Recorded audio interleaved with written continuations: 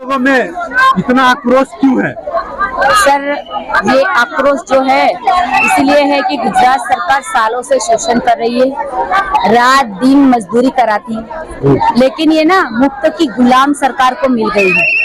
और महिलाओं को जो संवैधानिक राइट है वो राइट के लिए हम आवाज उठाते तो हमारी आवाज को दब देते हैं। तो ये अन्याय अत्याचार हम नहीं सहेंगे। ये स्प्रिंग है, सालों से दबाई है ना, इसीलिए वो ये पूरी 10 गुनी ताकत से उठ गई है। ये पानी का बुलबुला नहीं जो बन गया और फूट गया, ये स्प्रिंग है। सरकार ने 17 सालों से महिलाओं का शोषण किया है, तो ये मतलब डबल ताकत से उछल के गुजरात से दिल्ली तक आई है। 30/8 को हम सालों से लड़ रहे, सरकार के सामने आवाज उठा रहे, न्यायिक आवाज है हमारी। कोई ऐसी मांगे नहीं है कि सरकार, हमने ताजमहल नहीं मांगा, हमने ये नहीं कहा कि जय शाह की जो कंपनी है ना वो कंपनी का महिलाओं को CEO बना दे, कुछ नहीं मांगा। हमने जो मांगा है न्यायिक हमारी मांगे है, छोटी छोटी, ऐसा भी नहीं है कि सरकार पूरा नहीं कर सकती। मांगे बताएंगे क्या है? ये मांग ये है कि वर्ग 4 के अंदर कक्षा 4 में कर्मचारी घोषित किया जाए, क्योंकि स्वयं सेविका के तौर पर ही रखा हुआ है सालों से। ये बोलती है सरकार हमें कि ये तो स्वयं सेविका है, 2 घंटे ही उसको काम करना है। सरासर झूठ है, ये 2 घंटे काम नहीं करती, ये पूरा दिन, पूरा हफ्ता 365 दिन रात दिन काम करती है। 2 बजे भी डिलीवरी के लिए लेडीज फोन करती है तो ये अस्पताल जाके महिला की डिलीवरी कराती है। अस्पताल में 2 दिन पड़ी रहती है नीचे फर्श पे, कोई बिस्तर नहीं, कुछ भी नहीं। तो इस हालात में मेरी महिलाएं, तो बोलो कोई पकड़ ले, इस हालत में ये हमारी जो महिलाएं हैं शोषित है, पीड़ित है। 30/8 को प्रोग्राम किया, सरकार के साथ हमारी बैठक हुई, तो उसमें सरकार ने ही हमें कहा कि न्यूनतम वेतन हम नहीं दे सकते, तो केंद्र सरकार देगी। वर्ग 4 तो हम नहीं कर सकते, वो केंद्र सरकार करेगी। हमने बोला अच्छा ठीक है, चलो इंसेंटिव प्रथा बंद कर दो, तो बोले इंसेंटिव की पॉलिसी भी केंद्र सरकार ही बनाता है, तो ये इसमें मोदी सरकार हस्तक्षेप करेंगे, उनके हाथ में वो ही कर सकते हैं। तो ना गुजरात से ही हमको बोला गया है, हालांकि डबल इंजन की सरकार है, वो चाहे तो साथ मिलकर गुजरात और केंद्र एक ही सरकार है, डबल इंजन की न्याय हमें दे सकती है। गुजरात मॉडल पूरे देश में फेमस है। आज आप दिल्ली की सड़कों पे, आज देख लो दिल्ली की सड़कों पे है। और रवीश कुमार जी को सुना था हमने कि गोदी मीडिया, गोदी मीडिया, आज सच में देख लिया कि गोदी मीडिया ही है। ठीक है, लोकतंत्र का जो चौथा मतलब वो है ना नींव, वो पत्रकारिता होती है। आज हमने ये देख लिया दिल्ली में आके कि लोकतंत्र का जो चौथा हिस्सा है ना वो टूट के चूर चूर हो गए। कोई रवीश कुमार जी जैसा ही बचा है। एक और सवाल है जी, जब आप सड़कों पे आई तब आपको रवीश कुमार याद आया? देखिए, हम सड़कों पे तो गुजरात में भी लड़ रहे हैं, गुजरात में भी सड़कों पर उतरे हैं। हमको दिल्ली का एक्सपीरियंस नहीं है, हम फर्स्ट टाइम दिल्ली में आए। गुजरात की मीडिया ने ही हमारी आवाज सरकार तक पहुंचाई है। गुजरात की मीडिया ने ही सरकार तक हमारे कानों में ये बात डाली है कि इन महिलाओं को आप न्याय दीजिए। लेकिन ये जो मीडिया खरीद के रखा है ना, वो आज हमने देख लिया, वरना न्यायिक होती ना तो आज इन महिलाओं की वो आवाज बन सकती थी। वो चाहती ना तो आज मोदी सरकार तक ये जो महिलाएं हैं जिनका शोषण हो रहा है, न्याय की गुहार मोदी सरकार से लगाने के लिए आई हैं, तो वो आवाज पहुंचा दी। और ऐसा नहीं कि रवीश कुमार जी को हम भूल गए थे और आज याद करने के लिए आए हैं। रवीश कुमार जी निष्पक्ष पत्रकार हैं, जुझारू पत्रकार है। बाहोशम टीवी के माध्यम से, सोशल मीडिया के माध्यम से उनको देखते हैं, सुनते हैं, इनको विचार को पढ़ते हैं। तो उनके मुंह से ये बार बार हमने सुना था गोदी मीडिया, गोदी मीडिया। तो गुजरात में तो हमें ऐसा कोई एक्सपीरियंस नहीं हुआ था, क्योंकि वहां तो हमें मीडिया सपोर्ट करती है।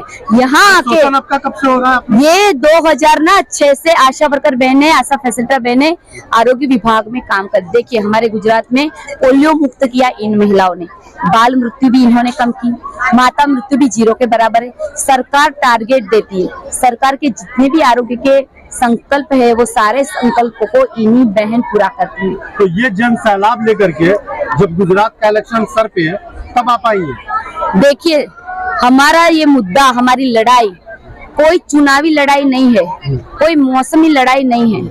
हम सालों से लगातार कार्यक्रम करते रहते हैं। सरकार से पूरी ताकत से हम नारी शक्ति अपनी आवाज उठाते हैं। 30/8 को जब हम गुजरात में प्रोग्राम राज्य लेवल से किया था, आनंद फानन में गुजरात सरकार ने कमेटी का गठन किया और 6 मंत्री, मैं मीडिया के माध्यम से नाम भी बोलूंगी, आप पहुंचा दीजिए ये बात।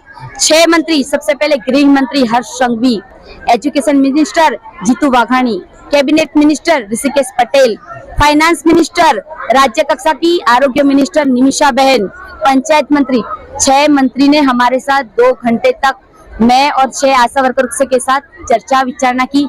हमारे एक भी मुद्दे का समाधान नहीं हुआ, कोई भी न्याय हमें नहीं मिला। उन्होंने साफ तौर पे हमें कह दिया कि न्यूनतम वेतन हम नहीं दे सकते, ये केंद्र सरकार की योजना है, केंद्र ही दे सकता है। इंसेंटिव को हम बंद नहीं कर सकते, मोदी सरकार से ही इंसेंटिव की पॉलिसी बनी है केंद्र से, तो वो ही बंद कर सकते हैं। क्लास 4 में वो ही ला सकते। हमने बोला 180 दिन की मैटरनिटी लीव दो। ये महिलाएं पूरे गुजरात की प्रेग्नेंट लेडी का ख्याल रखती, खुद सर प्रेग्नेंट होती है ना, तो लास्ट महीने तक काम करती, तो काहे का ये विकास है, ये काहे का नारी सशक्तिकरण की? वो प्रेग्नेंट है और लास्ट महीने तक काम करती है, तो ये मांग कोई बड़ी मांग है क्या? इसको पूरा नहीं कर सकती सरकार? क्या मैटरनिटी लीव देना सरकार का कर्तव्य नहीं बनता? ये देश किसी की प्राइवेट प्रॉपर्टी नहीं है, प्राइवेट लिमिटेड कंपनी नहीं है, देश संविधान से चलता है। जब वो नेता बनते हैं ना, तो संविधान की शपथ लेते हैं और संविधान के अंदर सारे राइट महिलाओं को दिए हैं, तो संविधान का पालन करने की जिम्मेदारी इन लोगों की। उम्मीद किससे? देखिए, हमको तो गुजरात सरकार ने कहा कि आप दिल्ली जाइए और ये दिल्ली से ही आपका हो सकता है, तो हम तो मोदी सरकार से ही न्याय लेने के लिए आए हैं। बिल्कुल, वो मोदी जी हमारे गुजरात से हैं, मोदी के गांव से भी महिलाएं आई है, बड़नगर से आई है, महसाणा जिले से आई है। मोदी जी बोल के गए थे हमको कि आपको कोई तकलीफ हो तो सिर्फ हमें पोस्ट कार्ड लिखना। अरे पोस्ट कार्ड नहीं, हम तो यहाँ हाजरा हाजूर माँ जगदम्बा, ये नवरात्रा चल रहा है, खुद मोदी जी नवरात्र में। जब भारतीय जनता पार्टी की सरकार आई तो गुजरात मॉडल को दिखाया गया, उसके सपने दिखाए गए, क्या कहना चाहेंगे आप गुजरात मॉडल को लेकर? देखिए, यही है गुजरात मॉडल जो आप देख रहे हैं, मेरे बोलने से नहीं होगा, ये लाइव डेमो है, देख लीजिए आप। ये गुजरात मॉडल है। गुजरात में काफी लोग सड़कों पर उतरे हैं और हम गुजरात से चलकर, कोई शौक नहीं दिल्ली आने का, हम ना ही घूमने के लिए आए हैं, ठीक है? हमारा विकास होता, सशक्तिकरण होता ना, तो हम घूमने के लिए आते, यहाँ जंतर मंतर पर धरना करने के लिए नहीं आते। शोषण हो रहा है, आवाज को जितनी दबाएंगे उतनी 10 गुनी ताकत से वो चिल्लाएगी। देश में महंगाई, भ्रष्टाचार, बेरोजगारी को लेकर आम जनता सड़कों पर है और मुख्य मीडिया जो है वो सरकार के महिमा मंडन में लिखी है। यहाँ पे भी आप देखेंगे तो मुख्य मीडिया नदारद नजर आती है, उस पर क्या कहना चाहिए? देखिए, हम तो मीडिया से यही कहते हैं कि आप अपना जो पत्रकारिता का जो धर्म है उसको निभाएं, आप देश की आवाज बने, देश के विकास में, देश की जनता के विकास में अपना योगदान दे, न कि अपनी चैनल का विकास, न अपनी खुद का विकास। ये हम कहना चाहते हैं। क्योंकि आज इतनी महिलाएं जंतर मंतर पर, मेरा एक सवाल महिला सुरक्षा व्यवस्था को लेकर भी है। जिस प्रकार पूरे देश में महिलाओं के ऊपर जो है जघन्य अपराध हो रहे हैं, उनके साथ जो आप देखेंगे हाल ही में रेप की घटनाएं जो है बढ़ती जा रही है देश में। अभी उत्तराखंड में भी बेटी अंकिता के ऊपर जो रेप की घटनाएं हुई और तमाम ऐसी घटनाएं, चाहे यूपी हो, उत्तराखंड हो, महिलाओं पे हो रहा है। सरकार बेटी बचाओ बेटी पढ़ाओ का नारा देना चाहती है। क्या आप इस सरकार के जो 2 चेहरे हैं, इस पर क्या कहना चाहिए? देखिए, सरकार को, जो सरकार बेटी बचाओ बेटी पढ़ाओ का नारा दे रही है, वो सिर्फ नारा ही है। बेटी सिर्फ पोस्टरों बैनरों में ही बचती हुई नजर आती है, सड़कों पर तो कहीं बचती हुई नजर ही नहीं आती है, ठीक है? तो एक तो है कि बेटी बचाओ बेटी पढ़ाओ, सिर्फ ये बेटी को बचाने का काम सरकार का सिर्फ नहीं है, ये एक जिम्मेदारी सबकी है, समाज की भी जिम्मेदारी बनती है। समाज के पढ़े लिखे, हमको देखिए, हम ना हमेशा लड़की को कहते हैं तू ऐसे छोटे कपड़े मत पहन, रात को बाहर मत निकल, संस्कार के पाठ सिर्फ लड़की को ही सिखाए जाते हैं। तो मैं कहना चाहती हूँ कि आज संस्कार के पाठ हमें लड़कों को भी सिखाने की जरूरत है, बेटों को भी सिखाने की जरूरत है कि बाहर निकली हुई बेटी तेरी बहन है, उसको इज्जत की नजर से देख। तो ये बेटी बचाने वाली जो बात है, ये रेप की जो घटना होती है, उसमें सरकार और कहीं ना कहीं मानसिकता लोगों की है, वो भी जिम्मेदार है। और सरकार का भी फर्ज फर्ज बनता है कि पूरी सुरक्षा प्रदान करे, ऐसा कानून बनाए जो उसे विदेशों में होता है ना कि रेप होता है उसको शूट एंड साइड मतलब उसको फांसी पर बीच चौराहे पे लटका दिया जाता है। इसी तरह ऐसे मजबूत कानून बनाया जाए कि लोगों के मन में खौफ पैदा हो जाए। लोगों को कानून का डर ही नहीं है, सबको पता है दारू बेचेंगे, कुछ माल दे देंगे, बचाएंगे, रेप कर लेंगे, फिर पैसा खिला देंगे, बच जाएंगे। अब कानून का डर नहीं रहा। यहाँ पर परमिशन मिली हुई है? देखिए सर, हमको तो आज के दिन ही परमिशन मिली हुई है। आज के दिन? हाँ, लेकिन हमको यहाँ किसी ने सुना नहीं। हाँ। ना मीडिया के माध्यम से हमारी आवाज सरकार तक पहुँची है। तो क्या करेंगे? ठीक है, तो देखते हैं सर, कुछ तो करेंगे, क्योंकि अब यहाँ कैसे बैठे रहे, या फिर इतने दूर से महिलाएं आई है तो हम चर्चा विचारणा करेंगे। मैडम, आप भी आशा वर्कर हैं और आप नहीं, मैं आशा वर्कर की लीडर हूँ। आप आशा वर्कर की लीडर हैं, तमाम आशा वर्करों को आप लेकर आई हैं दिल्ली के जंतर मंतर पे। मोदी जी से आप लोगों ने हाथ लगाई है, क्या लगता है मोदी जी न्याय करेंगे आपके साथ? देखिए, हमें तो पूरी उम्मीद है कि गुजरात सरकार जो नहीं कर सके ना, देखिए मोदी जी एक ऐसे शक्तिशाली पुरुष है कि वो नामुमकिन को भी मुमकिन कर दे। देखिए, जो लोग उद्योगपति है उनका जो कर्ज है वो भी माफ कर दिया। देखिए मोदी जी ने क्या कमाल कर दिया कि अदानी अंबानी की जो आय है ना, 2 दुगनी चौर चुगनी बढ़ रही है। प्राइवेट प्लेन भी उनका आ गया। देखिए आरएसएस के बड़े बड़े वो जो नहीं हुआ इतिहास में ऐसा हो रहा है। ठीक है, तो नामुमकिन को भी मुमकिन करते। तो ये तो संवैधानिक बात है कि भाई न्यूनतम वेतन दिया जाए, तो हमें उम्मीद है कि वो संविधानिक का पालन करेंगे और महिलाओं को न्याय देंगे। अगर आपकी मांगे नहीं मानी गई 2 दिन में, आपने इतने लोगों को लेकर के आई है, फिर क्या करेंगी आप?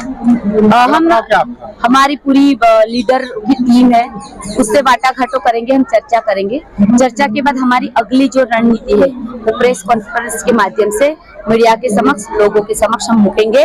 और हमारे गुजरात में चुनाव है, हमारी बात मोदी सरकार नहीं सुनेगी, तो जो हमारी बात सुनेगा वो ही हम पर राज करेगा। ऐसी शोषण करने वाली सरकार, महिला विरोधी सरकार, ये टोटली मैं डंके के चोट पर कहती हूँ, यदि ये सरकार सालों से कर रही है शोषण, तो ये शोषणवादी सरकार है, ये महिला विरोधी सरकार है। हमारे गुजरात की एक बात मैं आज आपको बता दूं, आनंदी बहन पटेल हमारे गुजरात की प्रथम महिला मुख्यमंत्री थी। हमें महिला होने के नाते पूरा गर्व था हमें कि अरे हमारा गुजरात की प्रथम महिला मुख्यमंत्री एक लेडीज है। लेकिन ना वो महिला को भी राज करने नहीं दिया उन पुरुषों ने, कैसे भी करके वो आनंदी बहन पटेल को टॉर्चर करके उसको कैसे भी करके साम दाम दंड से उससे रेजिग्नेशन लिखा दिया। ठीक है, तो कहीं न कहीं ये महिला विरोधी सरकार है। हमारी आनंदी बहन होती ना आज मुख्यमंत्री, तो हमें यहाँ दिल्ली तक नहीं आना पड़ता, जरूर उन्होंने हमारी बात सुनी होती। क्योंकि आनंदी बहन पटेल जब मुख्यमंत्री बनी ना, तब हमारे गुजरात में 50% जो है वो भागीदारी पंचायत में दी गई महिलाओं को। आज हमारे गुजरात में 50% महिलाएं सरपंच है। और हमारी ये भी मांग है कि आधी आबादी हम महिलाओं की है। तो लोकसभा, विधानसभा, जब भारतीय जनता पार्टी विपक्ष में थी तो तमाम जो मंत्री, चाहे स्मृति ईरानी हो, तमाम मुद्दों को लेकर सड़कों पर रहती थी। आज कोई नहीं, स्मृति ईरानी जो दिखाई नहीं कहीं नहीं दिखाई। तब तो 400 रुपए का बॉटल सर पे लेके घूम रही थी, अभी 1200 हो गया। कहाँ है स्मृति ईरानी जी? इतनी महंगाई के सामने ये महिलाएं, छोटे छोटे बच्चे अपने छोड़ के आई हैं। बताइए 2000 में किसका घर चलता है? किसका घर 2000 में चलता है? ठीक है, आय बढ़ेगी, सशक्त बनेगी और हक मांग रही, कोई भीख नहीं मांग रही है। हमने ये तो नहीं कहा हमको ताजमहल दे दो, अंबानी की तिजोरी से पैसा निकाल के दे दो, उनका प्राइवेट चार्टर प्लेन दे दो, उसमें बैठ के हम दिल्ली से गुजरात जाएंगे। कोई ऐसी तो मांग हमारी है नहीं। ठीक है, पैसा देगी, अच्छा उनको ये कमाई अच्छी होगी तो बच्चों को सुरक्षित रख सकेगी, पढ़ाई लिखाई बच्चों की अच्छी होगी, अच्छा पढ़ेंगे लिखेंगे तो बच्चे आगे बढ़ेंगे, अब देश का भविष्य आगे बढ़ेंगे तो देश भी आगे बढ़ेगा। सिर्फ अदानी अंबानी को आगे बढ़ाने से, अदानी अंबानी से देश नहीं बना है। देश ना ऐसे सब लोगों को जोड़ जोड़ के, मजदूर, देहाती, गरीब, किसान, इन लोगों से जोड़ के ये देश बना है। तो देश के संविधान ने सबको समान तौर पर आगे बढ़ने का राइट दिया है, तो हमें हमारा राइट चाहिए। न्यूनतम वेतन हम लेके रहेंगे, हमें नहीं देंगे तो हम छीन के लेंगे और कुछ भी नहीं करेगा तो हम ये शोषण करने वाली सरकार, महिला विरोधी सरकार अब हमें चाहिए ही मैं नहीं। एक बस। आखिरी सवाल आपसे और लेना चाहूंगा। जिस प्रकार से देश में धार्मिक उन्माद, तमाम जो है जाति धर्म को लेकर जो है लोगों में जो है विभाजन एक तरह से हम देख पा रहे हैं, तो इसको लेकर के आप क्या कहना चाहेंगे कि क्या सभी धर्म और जाति के लोग एक साथ आ पाएंगे सरकार के जो गलत नीतियां उसके खिलाफ? देखिए, भारत का जो संविधान है वो इतना सुंदर संविधान है, विश्व का सबसे खूबसूरत संविधान है, जिसमें धर्म निरपेक्षता लिखी गई। बिन सांप्रदायिक हमारा देश है, जहाँ हर धर्म, हर जाति, हर भाषा के लोग बसते हैं। लेकिन ना यहाँ पर देखिए, किसी को लड़ना नहीं है, सबको प्यार मोहब्बत से ही जीना है, लेकिन लड़वाया जा रहा है ये सत्ता पाने के लिए। देखिए, महापुरुष है, उनको भी जाति में डिवाइड कर दिया है। जैसे डॉक्टर अंबेडकर जी, अरे वो तो विश्व के नेता है, फिर भी बना दिया ये दलित का नेता। अरे सरदार वल्लभ भाई पटेल, वो क्या गुजरात के नेता है देश के? अरे वो विश्व के नेता है। गांधी जी विश्व के नेता है, फिर भी बड़े बड़े महापुरुषों को ना जाति में बांटकर सबको अंदर अंदर सत्ता पाने के लिए लड़ाया जा रहा है। मैं तो यही कहना चाहती हूँ आप लोगों के माध्यम से कि हमें जागरूक होने की जरूरत है। वो चाहे कुछ भी कर ले, वो बात करेंगे मंदिर मस्जिद की, हम बात करेंगे रोजगार की। वो बात करेंगे हिंदू मुस्लिम की, हम बात करेंगे हमारे अधिकार की, आगे बढ़ने की। तो वो चाहे कुछ भी कर ले, हम लोगों को हमारे अधिकारों के लिए खड़ा रहना है, हमारे विकास की बात करनी है। रोजगारी नहीं है, रोजगार दो, महंगाई कम करो, किसान को न्याय दो, सबका जो है वो जो कर्ज है वो किसानों का माफ करो, महिलाओं को उनको अधिकार दो, कॉन्ट्रैक्ट सिस्टम, आउटसोर्स, फिक्स पर ये सब नीतियां है उसको बंद कर दो और संविधान का पालन करो। ये बात सबको समझनी चाहिए। हर घर तिरंगा हो गया, ये बहुत बड़ी बात है। मैं सलाम करती हूँ कि हर घर तिरंगा है, लेकिन हर घर तिरंगे के साथ साथ हर घर संविधान भी लाने की जरूरत है। हमें संविधान पढ़ने की जरूरत है, समझने की जरूरत है, तब जाके लोगों को, इन लोगों का प्रोपेगेंडा समझ में आएगा और पता चलेगा अरे देश तो ऐसे ऐसे चलता है, ऐसे उन्मादों से नहीं चलता। ये बात है।